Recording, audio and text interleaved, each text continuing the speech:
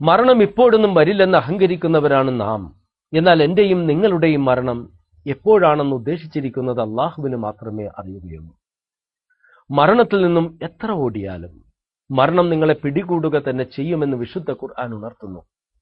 എന്തിനേറെ, നടക്കുമ്പോൾ ഒരു പഴത്തൊലിയിൽ ചവിട്ടി തെന്നിമറിഞ്ഞാൽ അവസാനിക്കാം നമ്മുടെ ഈ ജീവിതം. ഒരു നിമിഷം നിങ്ങൾ നിങ്ങളുടെ ഭാര്യയെക്കുറിച്ച് ഓർക്കൂ. ഇനി പ്രിയപ്പെട്ട മക്കളെക്കുറിച്ച് ഓർക്കൂ. ജീവിച്ചിരിക്കുന്ന മാതാപിതാക്കളെക്കുറിച്ച് ഓർക്കൂ.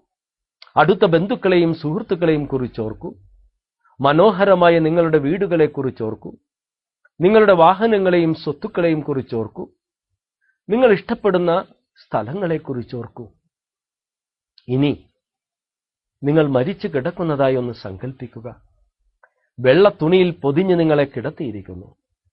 ചുറ്റും നിങ്ങളുടെ അടുത്തവർ നിൽക്കുന്നു. എല്ലാവരുടെയും കണ്ണുകൾ നിറഞ്ഞിരിക്കുന്നു. സന്തൂക്കിലേക്ക് വെള്ളത്തുണിയിൽ പൊതിഞ്ഞ ശരീരം എടുത്തു വെക്കുന്നതായി ഓർത്തു നോക്കൂ.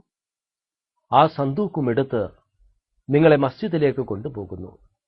മസ്ജിദിൽ വെച്ച് മയ്യത്തിന്റെ പിന്നിൽ നിങ്ങൾക്ക് വേണ്ടി മയ്യത്ത് നമസ്കരിക്കുന്നതായി ഒന്ന് സങ്കല്പിക്കുക. ഇനി മസ്ജിദിൽ നിന്നും നിങ്ങളെ ഖബറിലേക്ക് എടുക്കുന്നു. ഖബറിലേക്ക് നിങ്ങളുടെ മയ്യത്ത് താഴ്ത്തുന്നു. എന്നിട്ട് മണ്ണ് നിങ്ങളുടെ കവിളത്ത് വെക്കുന്നു. പിന്നീട് പലകയിട്ട് മൂടുന്നു. ആ പലകയുടെ മുകളിൽ മണ്ണിട്ട് മൂടുന്നു. അതിനുശേഷം മക്കളും ബന്ധുക്കളും സുഹൃത്തുക്കളും എല്ലാവരും നടന്നു നീങ്ങുന്നു. മണ്ണിനടിയിൽ നിങ്ങൾ മാത്രം. കോടിക്കണക്കിനുള്ള നിങ്ങളുടെ സമ്പാദ്യം മറ്റുള്ളവരുടേതായി. ആ സമ്പാദ്യം കൊണ്ട് നിങ്ങളെന്ത് നേടി? നിങ്ങളുടേതല്ലാതായി തീർന്ന സമ്പാദ്യം നേടാനായിട്ടായിരിക്കും ഒരുപാട് അക്രമങ്ങൾ നിങ്ങൾ ചെയ്തതും ചൂഷണം നടത്തിയതും മറ്റുള്ളവരെ ദ്രോഹിച്ചതും. അവസാനം അങ്ങനെ നേടിയ സമ്പാദ്യം മറ്റുള്ളവരുടേതാവുകയും അത് നേടാനായി നിങ്ങൾ ചെയ്ത പാപങ്ങളുടെ ശിക്ഷ നിങ്ങൾ അനുഭവിക്കേണ്ടതായും വരുന്നു. അവിടെയാണ് പണം നിങ്ങൾ എങ്ങനെ സമ്പാദിച്ചുവെന്നതും എങ്ങനെ ചിലവഴിച്ചു എന്നതും പ്രധാനമാണെന്ന് ഇസ്ലാമിന്റെ ഉത്ബോധനത്തിന്റെ പ്രസക്തി. അപ്പോൾ നിങ്ങളുടെ കൈവശമുള്ള പണം എല്ലാ അർത്ഥത്തിലും എങ്ങനെയാണ് നിങ്ങളുടേതാക്കാൻ കഴിയുക? നാം ചിന്തിക്കേണ്ട വിഷയമാണ്. ആയിരക്കണക്കിന് രൂപ കയ്യിലുണ്ടെങ്കിലും ആ രൂപ നമുക്ക് ഭക്ഷിക്കാൻ കഴിയില്ല, കുടിക്കാൻ കഴിയില്ല. എന്നാൽ ആ രൂപ ഏറ്റവും ഉന്നതമായ രീതിയിൽ ഉപകരിക്കാവുന്ന ഒരു മാർഗമുണ്ട്. അതെന്താണ്? കയ്യിൽ എത്ര പണമുണ്ടെങ്കിലും അതുകൊണ്ട് ഉപകരിച്ചില്ലെങ്കിൽ ആ പണം യഥാർത്ഥത്തിൽ നിങ്ങളുടേതല്ല. പണം കൊണ്ട് നിങ്ങൾ ഒരു കഷ്ണം റൊട്ടി വാങ്ങിയെന്ന് കരുതുക.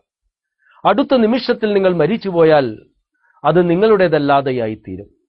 മറിച്ച് നിങ്ങളുടെ കയ്യിലുള്ള രൂപ ഭക്ഷണത്തിനു വേണ്ടി നിങ്ങളുടെ അടുത്ത് സമീപിക്കുന്ന വ്യക്തിക്ക് വെച്ച് നീട്ടുക. അയാൾക്ക് അത് നൽകുന്നു. ആ നിമിഷത്തിൽ ആ പണം നിങ്ങളുടേതായി മാറും.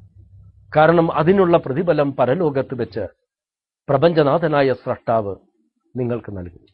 അതുകൊണ്ട് നിങ്ങൾ നേടിയ സമ്പത്ത് ഏറ്റവും നല്ല രീതിയിൽ ദാനധർമ്മത്തിലൂടെ അള്ളാഹുവിന്റെ പ്രതിഫലം ആഗ്രഹിച്ച് ചെലവഴിക്കുവാൻ ശ്രമിക്കുക. അസ്സലാമു അലൈക്കും.